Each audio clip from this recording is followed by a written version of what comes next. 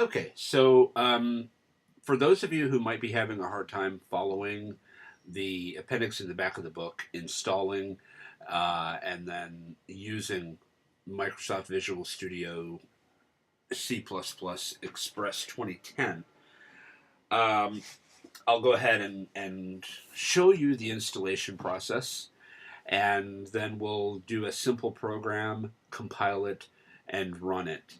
I do want to stress that what you should be installing is Microsoft's Visual C++ 2010 Express, not 2012. 2012 is going to have a different set of options, and so you want to make sure you install the 2010 version. So I've downloaded from the website listed in the back of the book the Visual Studio C++ 2010 Express installation. And I double click on the file and you can see it's beginning to load the installation components. This is a fairly small file, so I'm assuming it's going to download things from the internet. I don't really care to send information about my setup experiences to Microsoft, so I'm going to deselect that. You can leave it checked if you want. You have to accept the license terms. We'll just, from here on out, we'll just stick with the default options.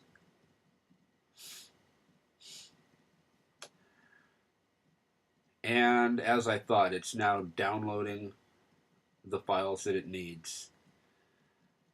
And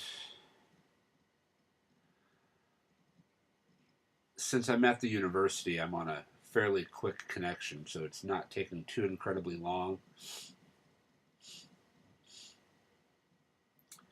You can see that there are a number of components that go into this, which really the only thing that we're using in this class is the editor and the compiler. We're not going to be getting into anything else. But these are all required for the installation, so that's what we'll go with.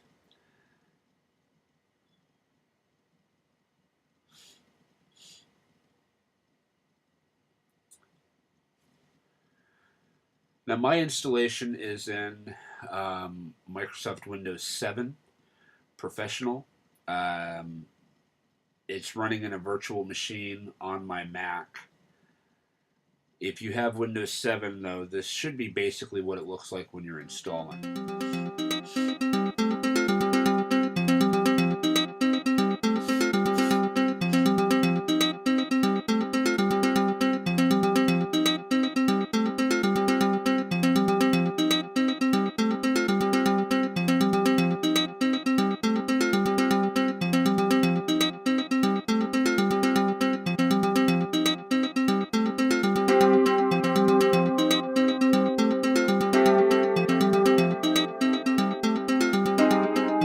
Okay, so Microsoft Visual C++ 2010 Express has finished installing. And we click Exit to exit the installer. Go ahead and close this window. And now I want to start the application. Now you can see that Windows 7 puts it automatically here for me.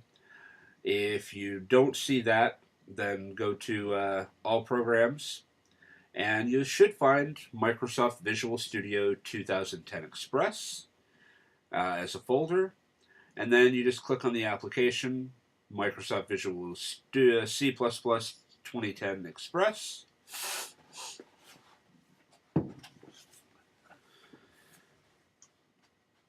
And it'll take a moment to start up, especially the first time around as it loads and sets all the user settings.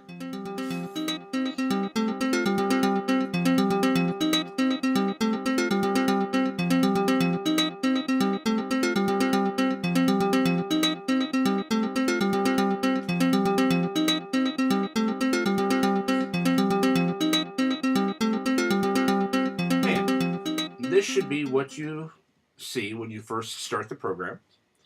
And in order to get started with programming, we want to click on New Project.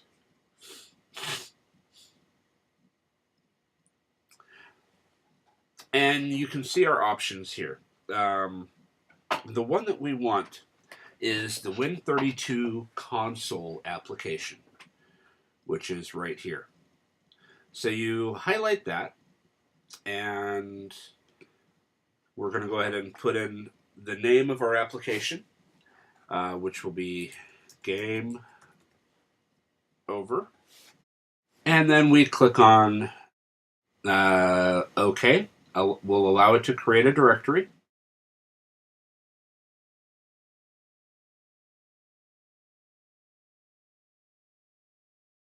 Okay, on the application wizard, you're going to click Next. Leave it as a console application, and make sure that the box labeled Empty Project is selected, and then click on Finish. If you don't click on Empty Project, you won't get the same sort of file that you'll be expecting based on what's in the textbook and what we're doing in class, and things won't really work as well. Okay, now that we've got our project open, we right-click on the Source Files folder in the Solution Explorer, and we're going to choose New Item. Okay, it gives us a few choices here. What we want is a C++ file, and we name that game_over.cpp.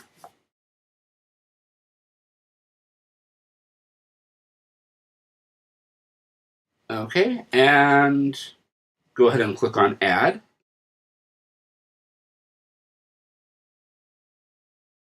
And now we're in the editor window. So let's go ahead and type in our program.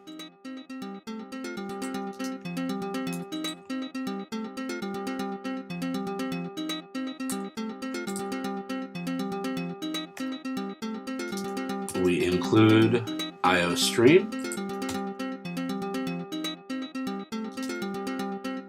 Open our main function.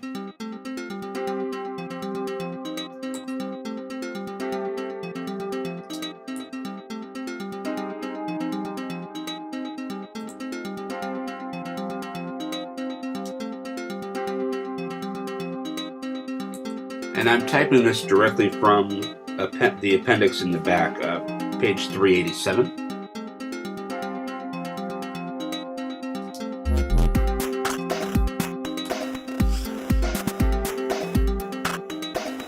Okay, once that's done, we click on File, Save, and that saves our source code file. Once we've saved our source code, we want to go ahead and compile it.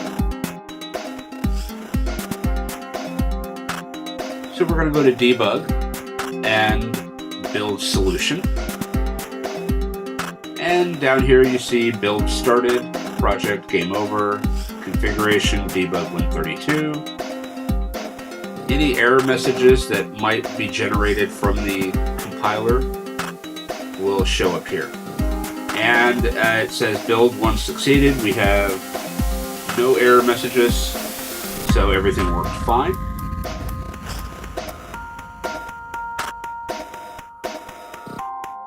Okay, now to run it, it says press Control F5.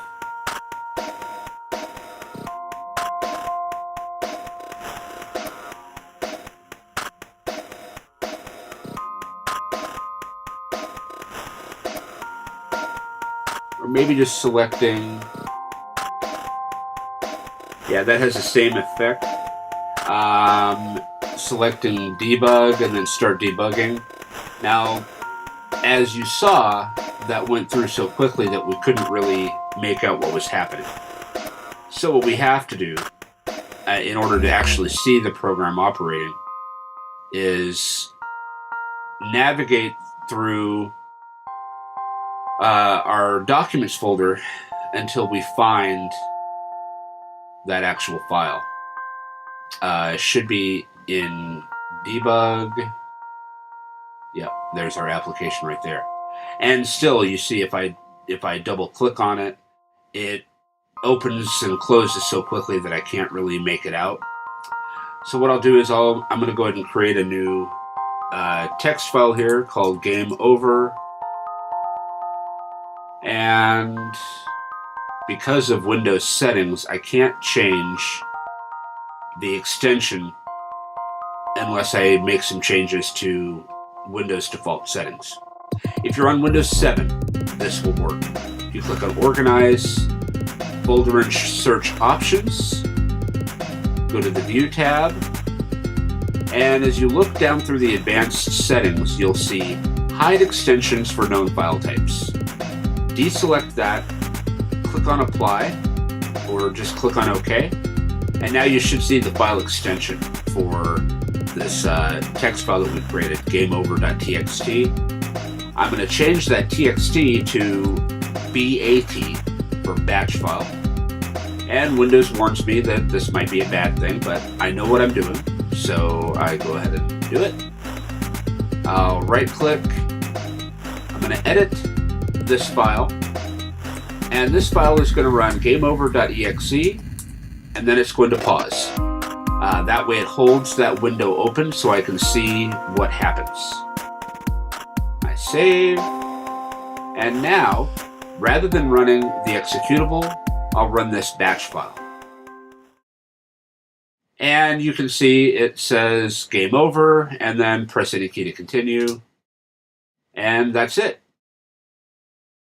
So that is how you can get Visual Studio C++ 2010 installed, and how you should be using it when you're following along with the labs in class, and when you're doing your homework.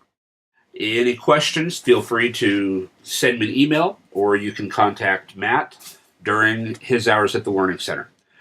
Hope everybody has a great weekend, and we'll see you next week.